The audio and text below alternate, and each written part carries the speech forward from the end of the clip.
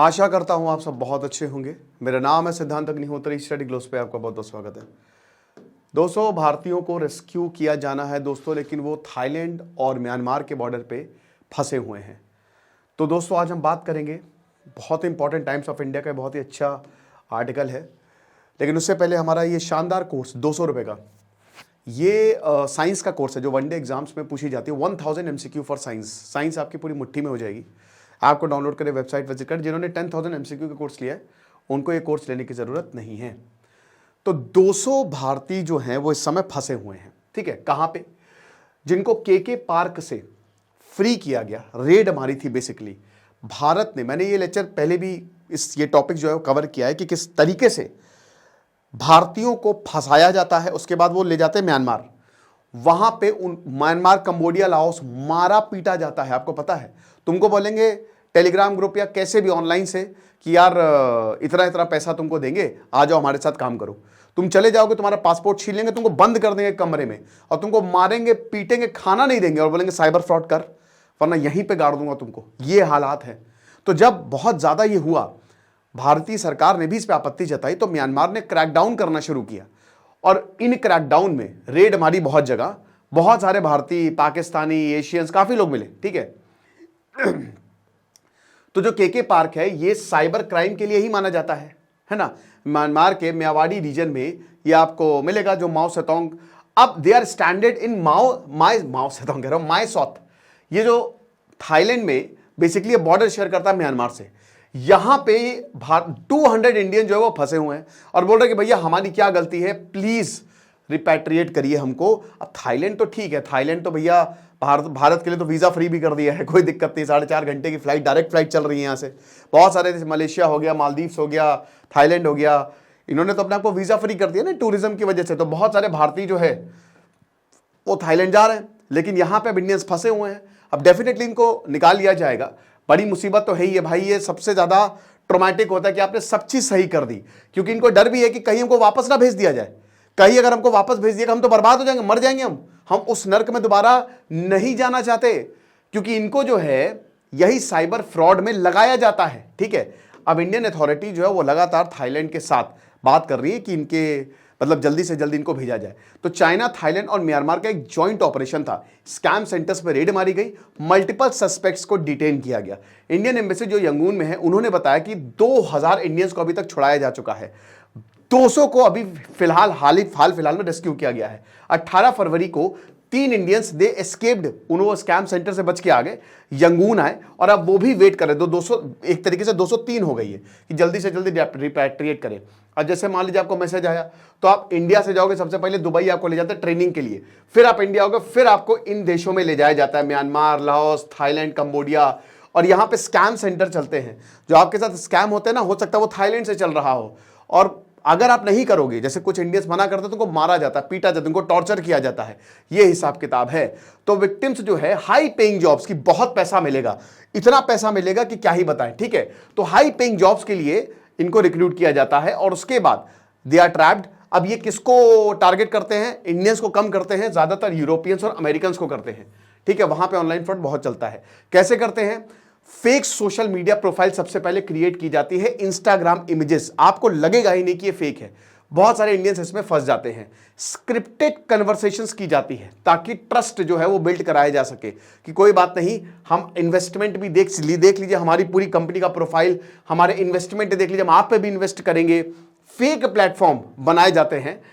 20 से 60% रिटर्न्स। अब देखिए क्या है कि इसमें कॉन्टैक्ट इसी तरीके से ही बनाया जाता है। मान लीजिए कि जैसे मैं रिटर्न के लिए देख रहा हूं, मुझे इंस्टा पे दिख गया बिल्कुल बढ़िया तरीके से कि अरे बाप रे, ये बढ़िया इन्वेस्ट करवाएगा मेरा पैसा। अब मैंने उसको कांटेक्ट किया या उसने मुझे कांटेक्ट किया, जो भी हो, उसके बाद मैं सबूत मांगूंगा तो फेक इन्वेस्टमेंट दिखाए जाते हैं। बोलते हैं कि 50 से 60% रिटर्न आपको मिलेगा। मैं पैसा दे दूंगा, शुरुआत में आपको रिटर्न भी कम मिल जाए। आप पैसा डालेंगे, आपको दिखाने के लिए शुरुआत में रिटर्न भी दे देते हैं, लेकिन बाद में बोलते हैं कि आप ज्यादा पैसा डालिए तो आपको $2 लाख तक रिटर्न मिल जाएगा। एक बार आपने पैसा इतना डाला, खेल खत्म। विड्रॉल करेंगे, कर ही नहीं सकते। जैसे आप विड्रॉ करेंगे, टैक्स पेमेंट $30,000 या उससे ज्यादा का मांगा जाएगा, जिसकी वजह से फाइनेंशियल लॉस होता है। तो आप बुरी तरीके से फंस जाते हो। ये मॉडस ऑपरेंडी है। टेक्नोलॉजी, मल्टीपल सिम कार्ड्स, आप इनको ट्रैक ही नहीं कर सकते, आप इनको ट्रैक ही नहीं कर सकते।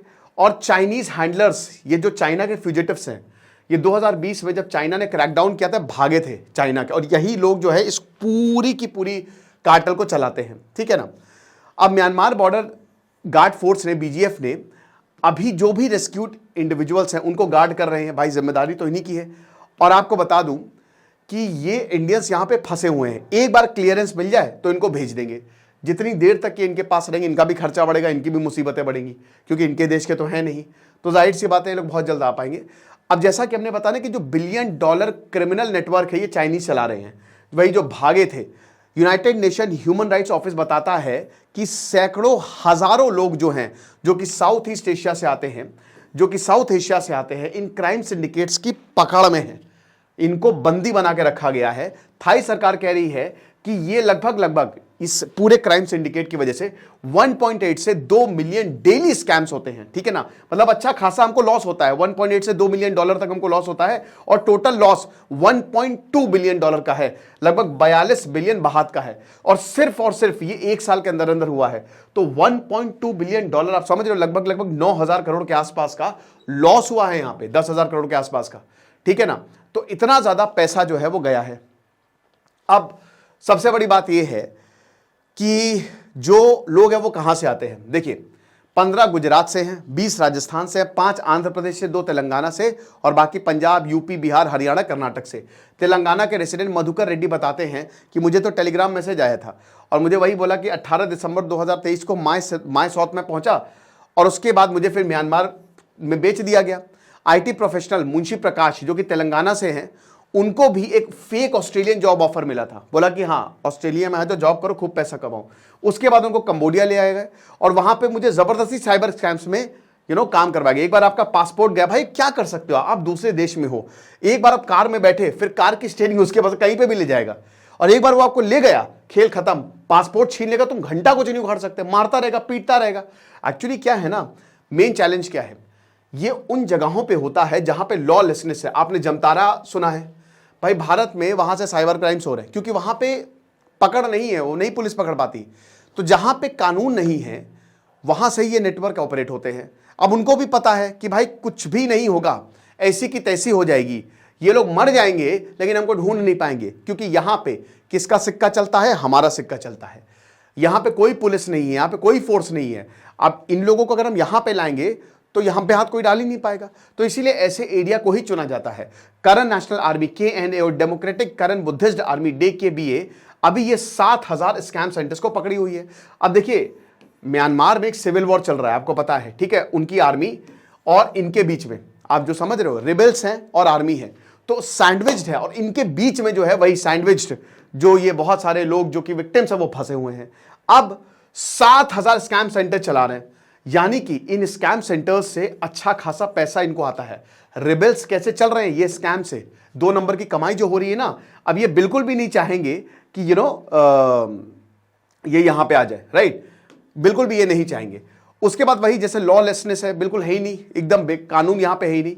ये बताते हैं कि चाइनीज जो है वही जगह से ही चलाते हैं जहां पे कुछ भी नहीं है, आसानी से यहां पे हो जाए। अब 2022 में ये स्कैम चल रहा है, काफी लंबे समय से चल रहा है, 4-5 साल हो गए, लेकिन 2022 में 600 भारतीयों को रेस्क्यू किया गया म्यांमार, कंबोडिया, लाओस और थाईलैंड से। सितंबर 2022 में तमिल विक्टिम ने SOS एक वीडियो भेजा, बोला कि हमको फोर्स लेबर और फिजिकल अब्यूज होता है, हमको बचाइए किसी तरीके से। तो इंडियन एम्बेसी जो यंगून में, उन्होंने एडवाइजरी जारी की, और उसके बाद बोला कि देखिए, जो भी फ्रॉडलेंट ओवरसीज एम्प्लॉयमेंट ऑफर है उनसे थोड़ा सा बच के रहे, वरना बहुत दिक्कत हो जाती है। अब मिनिस्ट्री ऑफ एक्सटर्नल अफेयर्स जो है वो कोऑर्डिनेट कर रही है थाई अथॉरिटीज़ के साथ। इंडियन एम्बेसी यंगून में इन्होंने भी वार्निंग को रीइश्यू किया है, और यही बोला कि भाई देखिए, सबसे पहले तो अगर आपको फॉरेन जॉब ऑफर आए तो थोड़ा सा वेरीफाई करिए, थोड़ा सा अपने से भी रिसर्च करिए। सरकार लॉन्ग टर्म मेजर्स के लिए काम कर रही है ताकि चीज़ें बेहतर की जा सके। आपको बता दूं कि बहुत बड़ा थ्रेट है और काफ़ी ज़्यादा लॉस होता है। फिलहाल भारतीय फंसे हुए हैं, तो हमारा पूरा कंसर्न यही होना चाहिए कि इनको कैसे ले आएं। बाकी जो भी होगा हम आपको बताएंगे। हमारे कोर्स को अवेल करें। खुश रहिए, पढ़ते रहिए। सिद्धांत अग्निहोत्री, साइनिंग ऑफ।